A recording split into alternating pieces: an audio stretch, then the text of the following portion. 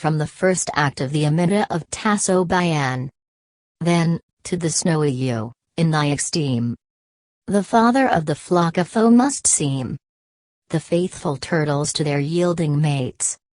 The cheerful spring, which love and joy creates. That reconciles the world by soft desires. And tender thoughts in every breast inspires. To you a hateful season must appear. Whilst love prevails, and all are lovers here. Observe the gentle murmurs of that dove. And see, how billing she confirms her love. For this, the nightingale displays her throat. And love, love, love, is all her evening note. The very tigers have their tender hours. And prouder lions bow beneath love's powers. Thou, prouder yet than that imperious beast. Alone didst him shelter in thy breast. But why should I the creatures only name? That sense partake, as owners of this flame? Love farther goes, nor stops his course at these. The plants he moves, and gently bends the trees. See how those willows mix their amorous boughs. And, how that vine clasps her supporting spouse. The silver fir dotes on the stately pine. By love those elms, by love those beeches join. But view that oak, behold his rugged side. Yet that rough bark the melting flame dews hide. All, by their trembling leaves, in sighs declare. And tell their passions to the gathering air.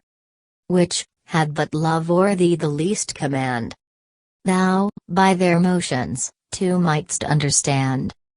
A minter, being asked by Thyrsis, who is the object of his love, speaks as follows. Amint. Thyrsis. To thee I mean that name to show. Which, only yet our groves, and fountains know. That, when my death shall through the plains be told, thou with the wretched cause mayst that unfold. To everyone, who shall my story find. Carved by thy hand, in some fair beech's rind. Beneath whose shade the bleeding body lay.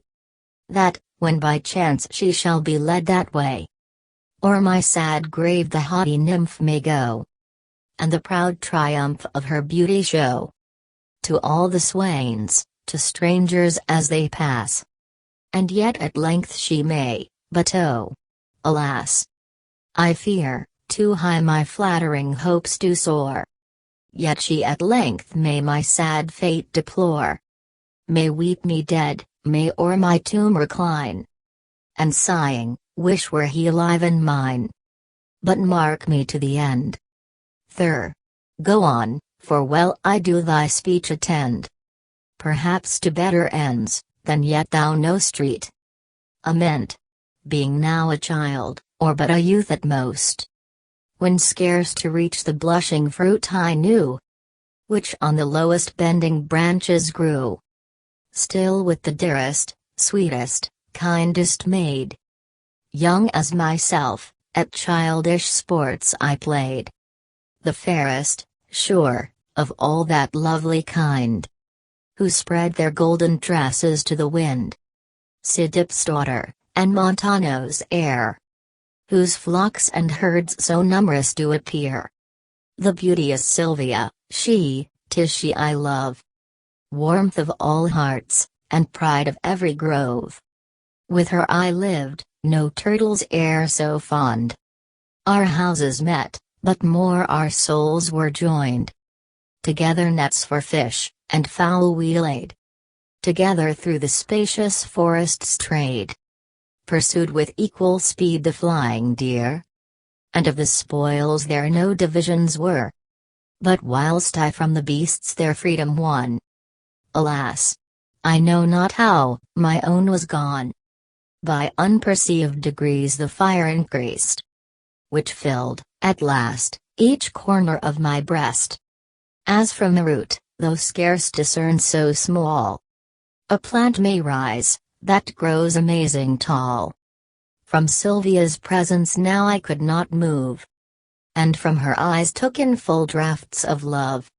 which sweetly through my ravished mind distilled. Yet in the end such bitterness yield, that oft I sighed, ere yet I knew the cause, and was a lover, ere I dreamed I was. But oh, at last, too well my state I knew. And now, will show thee how this passion grew. Then listen, while the pleasing tale I tell. Thyrsis persuades Aminta not to despair upon the redictions of Mopsus discovering him to be an impostor. Thyrsis, why dost thou still give way to such despair? Aminta, too just, alas. The weighty causes are. Mopsus, wise Mopsus, who in art excels, and of all plants the secret virtue tells, knows, with what healing gifts our springs abound, and of each bird explains the mystic sound. 'Twas he, even he, my wretched fate foretold. Dost thou this speech then of that Mopsus hold? Who, whilst his smiles attract the easy view, drops flattering words, soft as the falling dew, whose outward form all friendly still appears, though fraud and daggers in his thoughts he wears, and the unwary labors to surprise, with looks affected, and with riddling lies. If he it is, that bids thy love despair, I hope the happier end of all thy care. So far from truth his vain predictions fall. Amint, if aught thou know'st read, that may my hopes recall, conceal it not, for great I've heard his fame, and feared his words. When hither first I came, and in these shades the false impostor met, like thee I praised, and thought his judgment great.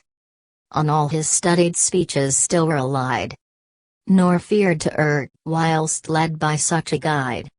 When on a day, that busness and delight, my steps did to the neighboring town invite, which stands upon that rising mountain side, and from our plains this river dues divide. He checked me thus: be warned in time, my son, and that new world of painted mischiefs shun, whose gay inhabitants thou shalt behold, plumed like our birds, and sparkling all in gold. Courtiers, that will thy rustic garb despise, and mock thy plainness with disdainful eyes.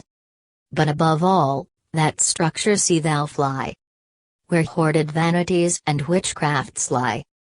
To shun that path be thy peculiar care. I ask, what of that place the dangers are? To which he soon replies, there shalt thou meet of soft enchantresses enchantments sweet, who subtly will thy solid sense bereave, and a false gloss to every object give. Brass to thy sight as polished gold shall seem, and glass thou as the diamond shalt esteem. Huge heaps of silver to thee shall appear, which if approached, will prove but shining air. The very walls by magic art are wrought, and repetition to all speakers taught. Not such, as from our echoes we obtain, which only our last words return again, but speech for speech entirely there they give, and often add, beyond what they receive. Their downy couches to false rest invite. The lawn is charmed, that faintly bars the light. No gilded seat, no four-rye board is there, but what thou mayst for some delusion fear. Whilst, farther to abuse thy wondering eyes, strange antic shapes before them shall arise. Fantastic fiends, that will about thee flock, and all they see, with imitation mock. Nor are these ills the worst. Thyself mayst be transformed into a flame, a stream, a tree, a tear, congealed by art, thou mayst remain, till by a burning side is loved again. Thus spake the wretch, but could not shake my mind. My way I take, and soon the city find, where above all that lofty fabric stands, which, with one view, the town and plains commands. Here was I stopped, for who could quit the ground that heard such music from those roofs resound? Music beyond th enticing sirens' note. Music beyond the swan's expiring throat. Beyond the softest voice that charms the grove, and equaled only by the spheres above. My ear I thought too narrow for the art, nor fast enough conveyed it to my heart. When in the entrance of the gate I saw a man majestic, and commanding awe, yet tempered with a carriage so refined that undetermined was my doubtful mind, whether for love or war that form was most designed. With such a brow as did at once declare a gentle nature and a wit severe. To view that palace me he asked to go, though royal he, and I obscure and low. But the delights my senses there did meet, no rural tongue, no swain can e'er repeat. Celestial goddesses, or nymphs as fair, in unveiled beauties, to all eyes appear. Sprinkled with gold, as glorious to the view as young aurora, decked with pearly dew. Bright rays dispensing, as along they passed, and with new light the shining palace cracked. Phoebus was there by all the muses met, and at his feet was our Alpino set. Evan humble me their harmony inspurred. My breast expanded, and my spirits furred. Rude postural now, no longer I rehearse, but heroes crown with my exalted verse. Of arms I sung, of bold adventurous wars, and though brought back by my two envious stars, yet kept my voice and read those lofty strains, and sent loud music through the wondering plains, which Mopsus hearing, secretly maligned, and now to ruin both at once designed, which by his sorceries he soon brought to pass. And suddenly so clogged, and hoarse I was, that all our shepherds, at the change amidst, bowled, I on some evening wolf had gauzed, when he it was, my luckless path had crossed, by whose dire look, my skill awhile was lost. This have I told, to raise thy hopes again, and render, thy distrust, his malice vain. From the Aminta of Tasso. Thoe, of small proportion see, and slight the armed golden bee. Yet if her sting behind she leaves, no ease envenomed flesh receives. Love, less to sight than is this fly, in a soft curl concealed can lie, under an eyelid's lovely shade, can form a dreadful ambuscade, can the most subtle sight beguile, hid in the dimples of a smile.